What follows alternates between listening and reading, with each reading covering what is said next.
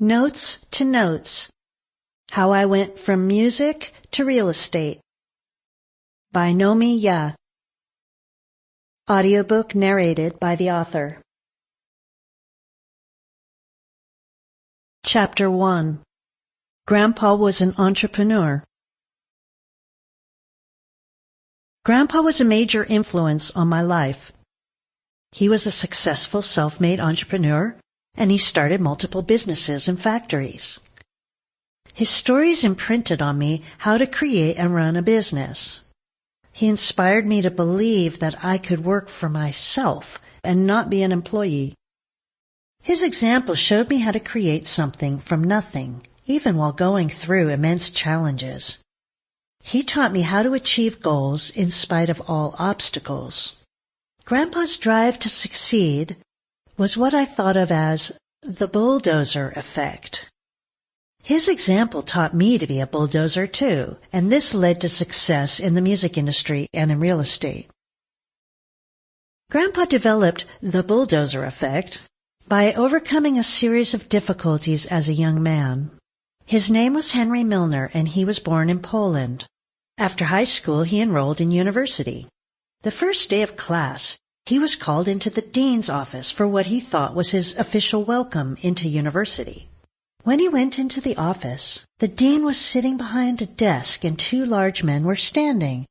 The dean got up from the chair and walked over to him. Grandpa smiled and held out his hand in greeting. The dean didn't smile and he didn't shake hands. He sternly told Grandpa he wasn't welcome at the school. It was for Polish citizens and not for Jews. Grandpa was stunned and didn't know how to respond. The dean abruptly left the room. The two large men blocked Grandpa's way and shut the door. They started punching and beating him up. They warned him not to come back and then let him go. He ran home and told his parents. They discussed the situation and all agreed he would have to leave Poland. His plan was to go to business school, start a business, then bring his family to come live with him. He said goodbye and moved to Paris and later to Brussels. He found a job opening for a position at a suitcase factory. He told them he had experience working in a suitcase factory in Poland. He said the quality of work in Poland didn't match the high standards of Belgium.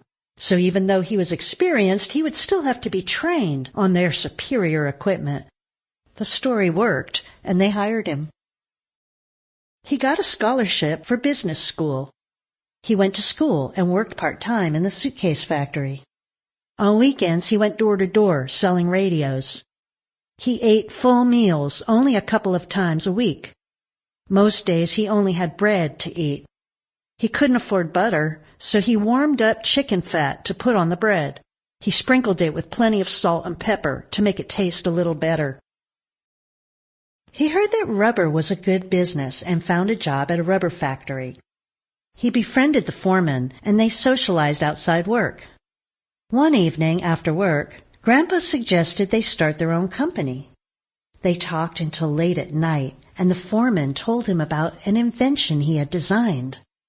That weekend, Grandpa went to the foreman's house to see the invention. It was a machine that made rubber shoes in multiple colors.